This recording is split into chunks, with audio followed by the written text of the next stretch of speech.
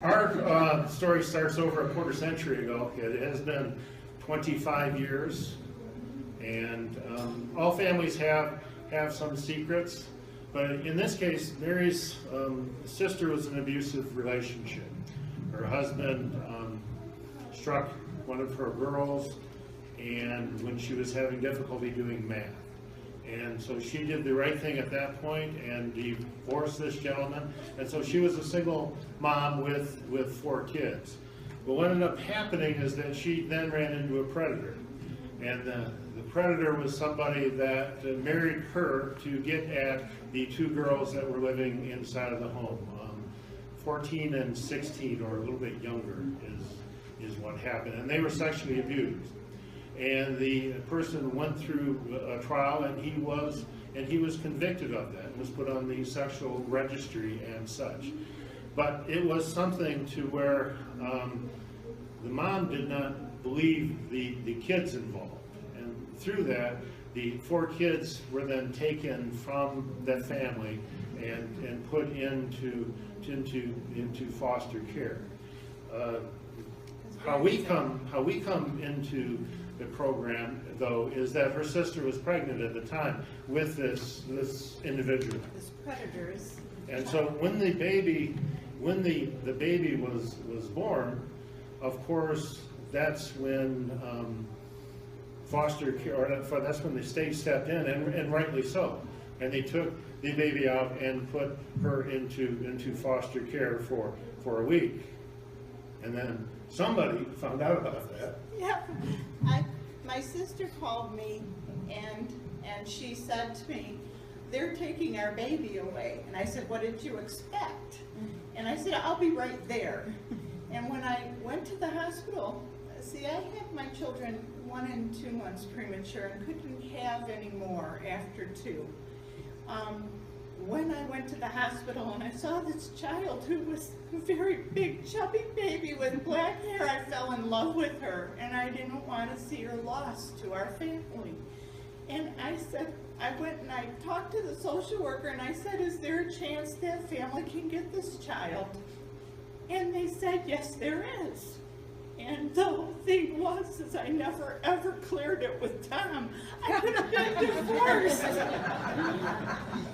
But my husband, being the good man that he is, he looked at me and he said, "If this is what you want, then we'll do it." And he says it might put my retirement a little bit further back, but that's okay. Anyways, this child now is 24 years old. And I love every bit of her. So she is my blessing. What happened with this, as soon as Connie came into our lives, our families, they did a shower, because we'd gotten rid of all of our stuff. Yeah, because it was 7 years since I had my last baby. And so we went into official foster parenting a little backward, because we had the child in our custody. But then it was our goal to become licensed foster parents, so that we make sure that the child would not be taken away from us as she attempted to get back to her parents, or to her sister, attempted to get her act together at that particular point. So we went through the training. It was a couple of days worth of training. There was investigations where people would come to the home and speak with us.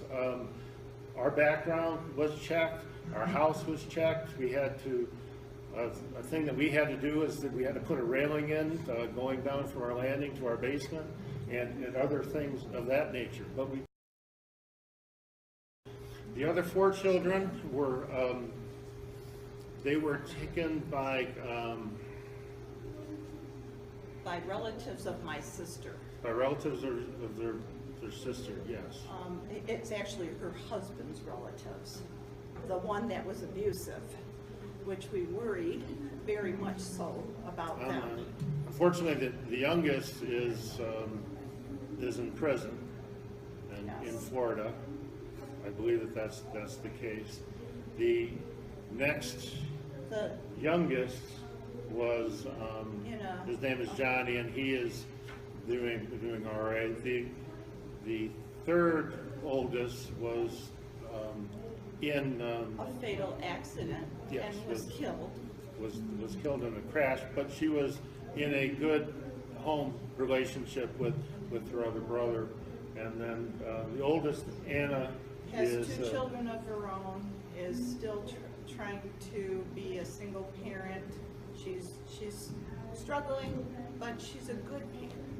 and she has gone back and has a relationship with her mother now. Yes, yes. On that, and her mother, and to be completely honest with you, has been a parasite on the two adult children that are surviving a little bit right now. As far as They do more financial help with her than her with them. Because the child that was killed in the car accident, well, the brother was the passenger, and he got a little bit of money for that, and then the mom took that for some Basically, fly-by-night invention sort of thing. So that was.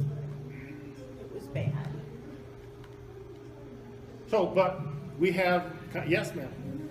So did you leave the hospital with the baby before any investigation, background checks? No, Yeah, well- we didn't get her till 2.5 weeks. No, it's 2.5 weeks. They did not. Give her to me right at the hospital. So, but there was the extensive background checks and everything else. No, that was not that done. We had a lot to go through. In Wayne County, they can give to a relative. It wouldn't be a licensed foster care thing, but like a grandparent or somebody else can step forward and take care of the child. This is what happened with her other. So they children. didn't know if we were axe murderers or something else as they were turning the Yeah, child. so we had to be checked out, even with his police background. But what she was asking is whether, when we first got the child, Oh, I because misunderstood. we hadn't been through any training or any investigation. I think they may have done a preliminary setup. At the time, I was a police lieutenant on the department, so that may have had some credence to it too. But So did the baby go home with mom first, or did you? No, no, no. no, the baby went into foster care for 2.5 weeks. No, And mother we have never got pictures to of have her.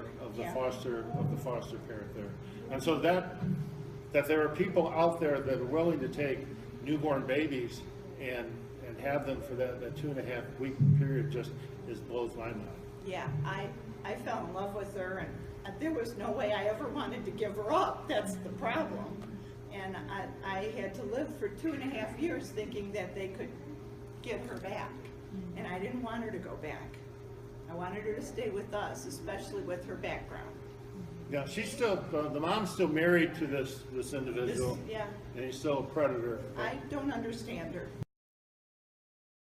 About that, I want to touch on one thing with foster care for that, and not all of you in the room. No, you're not going anywhere. Not all of you in the room are going to necessarily be a foster parent because of everything that you do in child abuse prevention in your careers. But the thing is that you know people that may, and so you need to plant that idea in those folks. If you see somebody that you think would be good as a foster parent, then you need to make that suggestion to them because they may not think of it on their own. And if you think about that and then provide resources for them to find out more information, then we may facilitate getting more foster parents in the program here. Because it's all about the safety of the kids coming out of one bad situation, and we want them to go into a much better. Yes, sir.